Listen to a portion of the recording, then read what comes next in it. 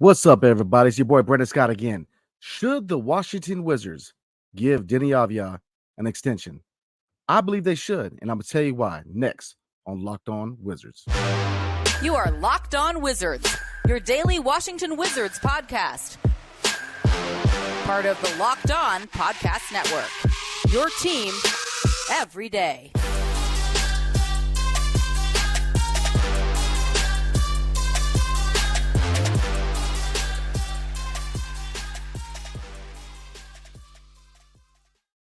What's up, everybody? It's your boy Brandon Scott again from Locked On Wizards. Welcome back, and thank you for making Locked On Wizards your first listen every single day. We are free and available wherever you get your podcasts and on YouTube, part of the Locked On Podcast Network, your team every single day. And today's episode is brought to you by Birddogs. Go to birddogs.com/LockedOnNBA or enter promo code LockedOnNBA for a free water bottle with any purchase. You won't want to take your Birddogs off. We promise you. And today we're going to talk about whether or not you guys believe the Washington Wizards should give Deni Avdija a contract extension. And I believe we should. And I'm going to give you three main reasons why we should. So definitely rock with me tonight. But definitely comment below. Let me know what you guys think. Is a sample size big enough for us to give him an extension? Or have you seen enough and think that his services are best served somewhere else? So let's dive right into it, shall we? Now, my first reason why Deni Avdija should get a contract extension. Number one, he's 22 years old. He's young. We know what he can do. What he can do is he can defend at a high level. He can defend at a very, very high level. I know one game I personally went to a couple years ago when they were going on an early season run with Spencer Dinwiddie was here. They played the Milwaukee Bucks. And he practically, I mean, you can't really shut down Giannis, but he practically put the clamps down on Giannis.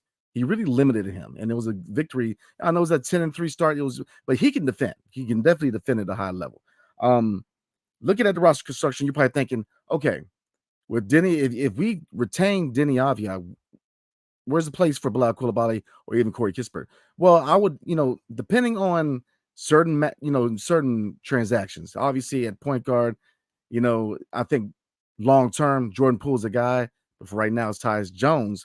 But if or when Tyus Jones is moved and they slide Jordan Poole to the point guard, I think that they can slide Corey Kispert to the 2. And eventually, Bilal Coulibaly can be our small forward, which leads me to pretty much the main point, or the first point, right? We can move Deni to the 4. He can play the 4. And I think he'd be very effective at the 4. So if indeed, obviously, look, this is a rebuild. This is year one of a rebuild. You want to give these young guys playing time. Now, it's easier said than done before the deadline. Obviously, we said it time and time again. We have a lot of expiring contracts that need to be moved. But eventually, we're going to move them. And we're going to free up playing time for our young guys, whether it's Corey Kispert, Deni. I think Deni and Corey Kispert, they're going to have minutes coming to them. But obviously, people that we're looking to get minutes for is Johnny Davis and Bilal Coulibaly. But I think long term, I could see Deni at the 4, Bilal at the 3, and Corey Kispert at the 2. Now, jury's still out on Johnny Davis, where he's going to fit long term. But I think long term, that would be in a rebuild. I like to see those 3 in the starting lineup. Because obviously with Bilal and Deni, you're going to take a hit on shooting for right now. I do believe that both of them will get better at shooting. So I think he could fit. Long-term rebuilding team, a lineup of Corey Kispert at the 2, Bilal at the 3, and Deni at the 4, I think would look good on a rebuilding team, especially a team that's ran by Jordan Poole at the point. They're going to push the pace, which all 3 players can move.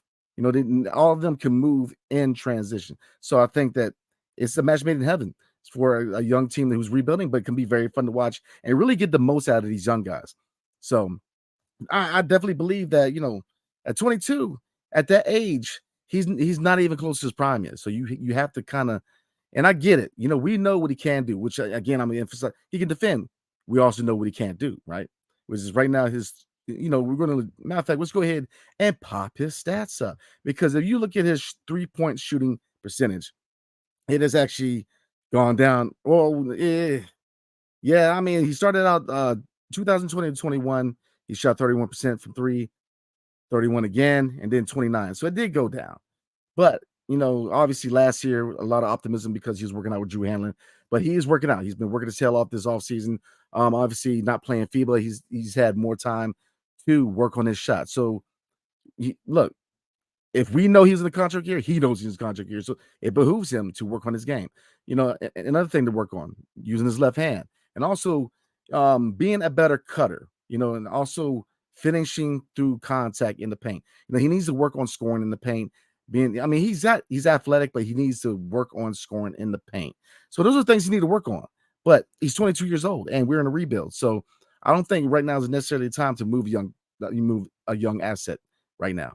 Give him time to properly develop, which leads into my second point, which really has to do with Scott Brooks. And I'm gonna let you know next. But before we do, tonight's episode is brought to you by Birddogs. Birddogs makes you look good. Birddogs stretch khaki shorts are designed to fit slimmer through the thigh and leg, giving you a truly sculpted look. Birddogs shorts do the exact same thing as the Woolly Mom, but fit way better. They fit way better than regular shorts that are made out of stiff, restricting cotton, but stretches so you get a way slimmer fit without having to sacrifice movement. Birddogs uses anti-stink sweat wick fabric that keeps you cool and dry all day long. Birddogs are functional for any occasion. Round of golf, going on a date, an evening out with your wife or husband, pool, working out, lounging, or going to work. So go to birddogs.com/LockedOnNBA or enter promo code LockedOnNBA at checkout for a free Birddogs water bottle with your order. That's birddogs.com/LockedOnNBA for a free water bottle at checkout. You won't want to take your Birddogs off. We promise you. So my second point, and why I believe we should re-sign Deni Avdija to a long-term deal. Let me get that. So, number 2, Scott Brooks. Obviously, when Scott Brooks was the head coach in D.C., Deni was not being used in the fashion he should have been used. They were sticking him in the corner. Obviously, we had Russell Westbrook. We had Bradley Beal. We had guys who took a lot of focus off the offense, or off the defense, excuse me. But they very often than not, you saw Deni in the corner waiting on the big fad. He is better with the ball in his hands. I'm not saying he needs to bring the ball up per se, but there's times where that would not be a bad option. He needs to have the ball more in his hands. So the fact that he was misused under Scott Brooks, that's 1 year off of him being developed a certain way. So I think that, the last couple of years, has Wes Unseld given him much justice as far as his play style? Yes and no. He still has to figure out how to properly use Deni. And that comes with the rest of the roster. Obviously, the rebuilding roster. And we all know, look, before the deadline, it's just going to be people playing as far as showcasing their skills so other teams can obtain them. But after the deadline, I think that Wes Unseld should definitely mix and match. Use the strengths and the weaknesses of his players. Deni is better with the ball in his hands. Let's be real. Now, does he need to work on, again, finishing through contact, using his left hand? Yes, he does. There's things he needs to work on, and hopefully he's working on them right now. But he's got really good vision. He's not a scrub in the passing department. He can definitely find a lot of open guys, man. And I think we could use that to our advantage. And again, because I know he believes that this team is better when they run. We've had these combo guards who were trying to turn into point guards, who were kind of stagnant, not really pushing the pace. Spencer Dinwiddie was took way too long to set the offense up. Monte Morris, he tried, but he didn't really get that penetration that we needed to really collapse defenses. So we need somebody who's going to push the pace, and I believe that Jordan Poole's that guy. But I believe that if Jordan Poole's that type of point guard to push the pace, it's going to really help out Deni, because Deni knows how to run transition. Most of the players on his roster, including Daniel Gafford himself, they can push. Daniel Gafford in the pick and roll, in the lob. Can you imagine this transition? There's a lot of options, and I believe that comes along with pushing the pace. No more stagnant, setting up the offense, half-court basketball. No, push the pace. Really catch defenses off guard on the transition, because I say this all the time. My favorite player all the time, John Wall, he made a living off of catching defenses off guard on transition play. So I definitely think that the ball in his hands would be a better fit for Deni's game. And hopefully the shot comes there. He's definitely gonna have to develop a consistent outside shot, and he's gonna have to be more efficient and proficient inside the line also. But I think that with the ball in his hands and with a faster offense, you can see him breaking out. You can see him from a statistical standpoint having a better season. So my last point, which has a lot to do with how much leverage does Denny have, or does the organization have more leverage as far as contract negotiations? And what do I expect, and what do you guys expect would be a contract offer per year for Denny? So we're going to talk about that next. But before we do, this night's episode is brought to you by DoorDash. Missing the syrup for your pancakes or just ran out of your favorite coffee creamer? With DoorDash grocery delivery, you can get what you want right when you need it. Love the convenience of getting what you want right to your door? With DoorDash grocery delivery, you can stock up for a week or order last-minute cravings conveniently. Bring your last piece of toast, avocado's gone bad, or is that hot sauce bottle empty? Good God. Try grocery delivery from DoorDash. You get everything you want delivered when you need it right to your door. Need fresh groceries for the week but don't have the time to go to the store? Try grocery delivery from DoorDash. You'll get everything you want delivered when you need it right to your door. With easy substitutions right in the app and the best in-class customer support, DoorDash delivers groceries exactly how you want. Get 50% off your first order. DoorDash order up to $20 value when you use code LOCKEDON at checkout. Limited time offer, terms apply. That's 50% off of up to a $20, no minimum subtotal, and zero delivery fees on your first order when you download the DoorDash app in the App Store and enter promo code LOCKEDONNBA. Don't forget, that's code LOCKEDONNBA for 50% off of your first order with DoorDash. So I definitely recommend it. Everybody knows DoorDash about delivering food, but DoorDash stepping the game up. So definitely check it out for you guys who are busy, don't have the time to actually go to the grocery store. Definitely check it out. So getting back into it, my last point, we're going to keep it short and simple tonight. Because definitely we're heading into the weekend. So I definitely want to talk about this and give you guys some momentum going into the weekend and something to think about. So my third point is Washington has leverage, right? The fact that, Deni has his struggles. But his defense is there. That's not something he needs to work on. His defense is there. If you look at similar players around the league, Matisse Thybulle is one of them I was looking at. I looked at Mikal Bridges, but Mikal Bridges, his 3-point percentage has been consistently around 35%. So it's, defensive wise, he compares to Deni, but the 3-point shot, Deni ain't shooting 35% right now. But Washington has leverage. Can he get 20 mil, which is around Kyle Kuzma, what he got? I think that realistically you could get 12 to 15 annually for Deni Avdija. I mean, because as you know, the cap goes up. And you can look at this deal 2 years down the line and say, maybe we got a bargain.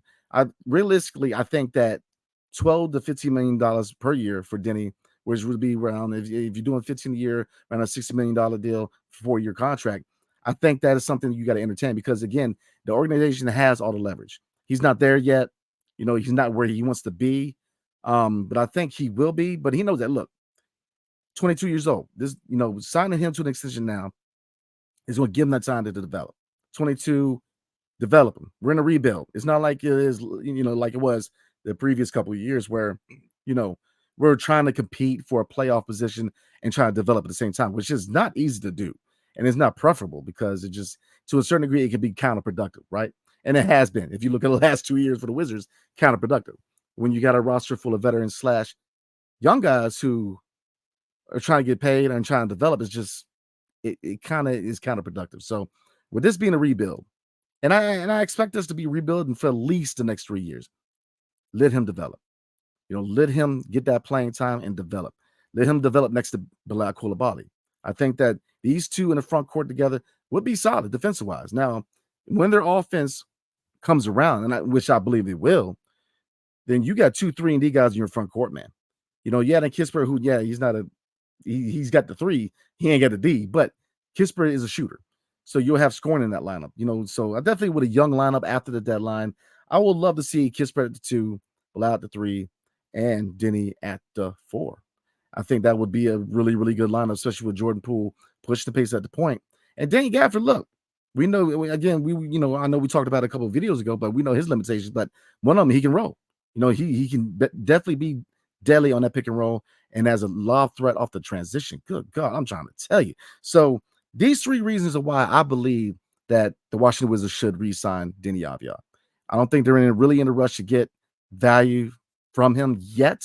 Now, I know what I've said it time and time again that when you get to a certain point where you have to get value off his contract, Which if Bradley Beal wasn't traded, if we still had KP, and we're still in a position where we're trying to get a playoff position, and we don't know whether we want to re-sign Deni, I would totally agree with trading him and getting value and letting him develop somewhere else, where a team, to a team where they can use that time to properly develop him. But with this being a rebuild, I'm going to retain him because he's 22 years old.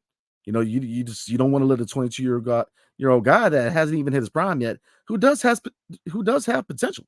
So I definitely believe that we should retain Deni Avdija. Now I know there's going to be some that are pro, there's going to be some that are con. I get it, like anything else in sports. But please, I love me some dialogue. So definitely comment below. Let me know what you guys think. Should we retain him? Should we trade him for assets?